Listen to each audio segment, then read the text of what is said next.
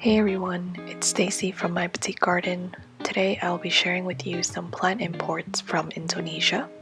Aroid Market kindly sent over some of their plants, so I thought I would share them with you and shed a little light on the plant importing process as well. In the past, I have imported plants myself about twice, and I don't think I've imported any plants in probably close to 3 years. So in addition to unboxing these plants with you, I'll also be giving you some plant updates on how the plants are acclimating in the later part of this video. Aroid Market has also provided a promo code for 50% off for my subscribers, so if any of you are looking to import some plants, you can use MPG15 to save some money. So let's get started. Aroid Market reached out to me around April 14th, and after some conversations, the plants were shipped out on May 14th. So it took about a month or so for the whole plant inspection and phytosanitary certificate process. There was also a holiday in Indonesia during this time frame, so that also extended the processing time. The plants were shipped via DHL and it reached the US on May 17th, and then on May 18th, DHL held it for customs duty tax. And the reason why DHL is the one that holds the package is because they do pay the customs duty tax on your behalf if it is required. Once that was paid, the package was released and I received the plants on May 20th. Aroid Market sent over a total of 7 plants, so let's get unboxing.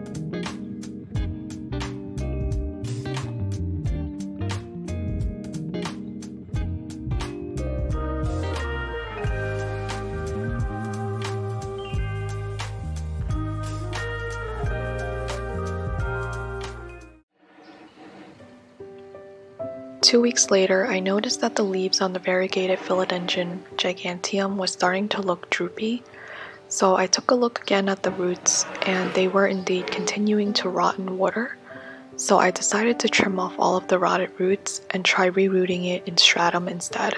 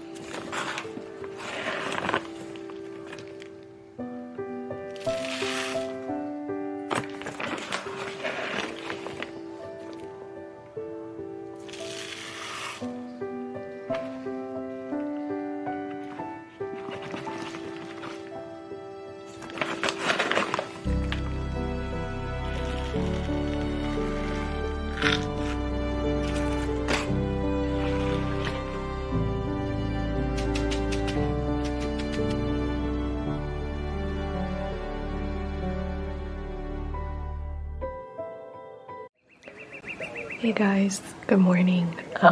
So I'm not speaking too loudly because my son is still sleeping, but I wanted to give you guys an update on the imported plants that I got from Aroid Market.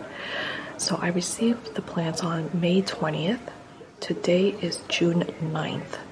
So it's been quite a bit of time now. And I want to show you guys how they're doing. So the first plant I'm going to show you guys is probably the one that I feel is probably doing the best, and it's actually to my surprise because I didn't expect this plant to do well. This is my Pariso Verde. It is just such a beautiful plant, my goodness. So there are actually, we look closely, I don't know if you guys can see because the jar is green, but there are a lot of new roots, and that's what I was hoping for before I potted up. I wanted to get some new root growth before we go ahead and pot it up. So I think I'm comfortable enough now. I see quite a bit of new growth. Yeah, and surprisingly, this plant has not lost any leaves. So whatever leaves it came with, it's still here, and it also has a new growth right here. So this is the new growth. I was a little bit worried that I was going to lose this, but it actually continued to grow. So this plant is doing great, and I think it is about ready to be planted. So I might pot this up this weekend.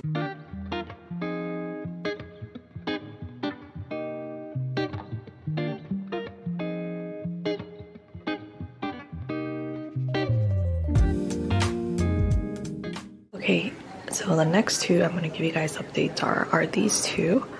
This is the Hoya calistophylla species Borneo, and in terms of the leaves and everything, nothing much has changed. Everything is doing good. There hasn't been any new growth or anything, but we haven't lost any leaves either, and everything's looking good. I think for this plant, it was just working on its root system and growing its roots, because if you take a look at what the roots look like right now, you'll see a lot of new white roots here. And I think that's what it was working on, because you can see there's actually quite a bit of roots that look pretty rotted. And I'm gonna have to remove those when I pot it up. But yeah, you can see some new white roots there, but then you can see all the old roots that are rotted. So I think that's what was going on here. There's actually two separate cuttings here. And then the other one here you can see also has some new roots growing, so that's good. And then the old ones, you can see it looks pretty bad. So that's what was going on with this plant. With a lot of imports, what I notice is when they first arrive, it might look good. The leaves might look firm, everything, but give it a day or two and you'll really see how it's doing, because a lot of times the plant can decline very quickly. And I had to do a voiceover here because my son woke up. But anyways, the variegated philodendron burl marks is doing very nicely. The roots are growing and it's also pushing out a couple of new growths as well, so it should be ready to be potted up very soon.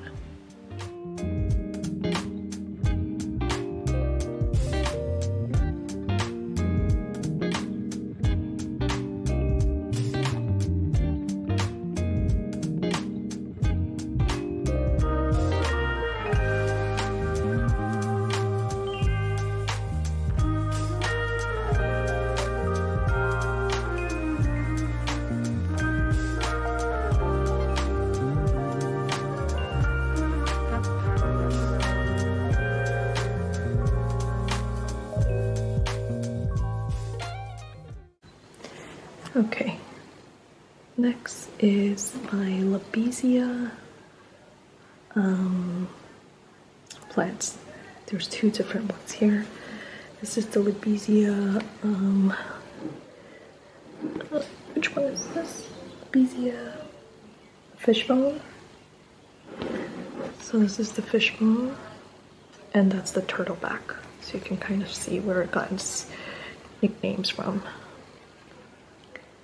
So they pretty much look just as they arrived. I have not separated them. I just put them in water, and you can see also again some white roots coming through. I was waiting for the roots to develop a little bit more before I pot them up.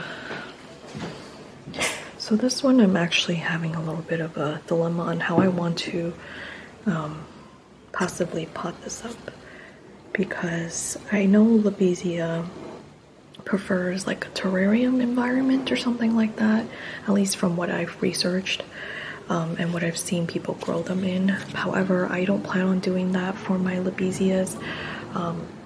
One, because I don't have a terrarium that can fit this. You can imagine how big this is. This is huge. So I plan on just leaving them out in just my regular home environment. So I am thinking of actually potting these up in fluval stratum and see how they do.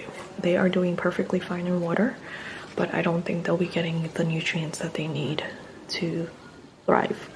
But look at the leaves, like look at the details. How is this even possible? Like, wow.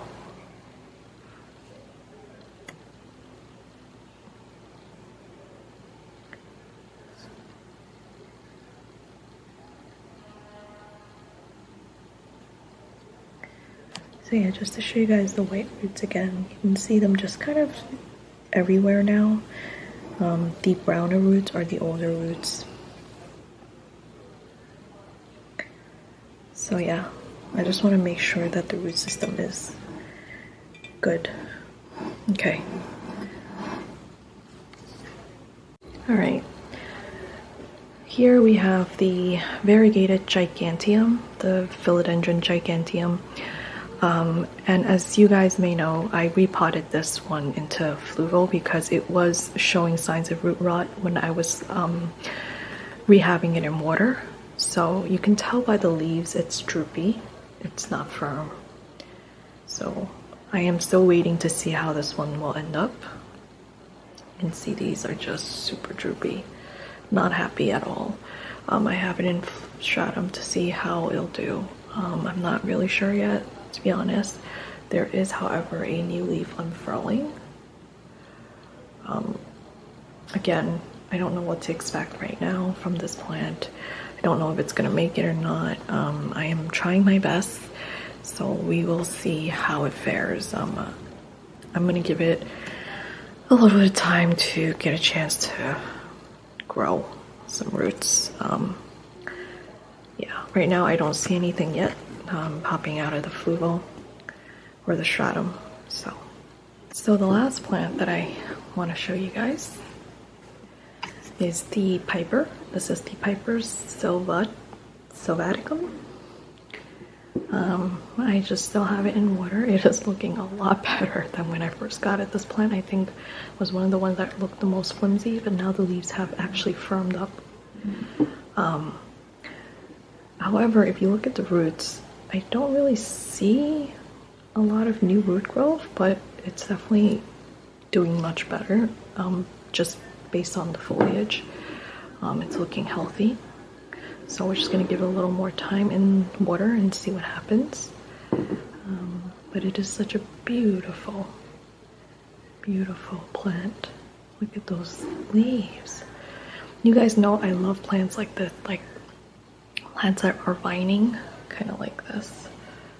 It's just, I love vining plants. You guys know how much I love my passiflora, so it gives me those type of vibes. So yeah. Okay.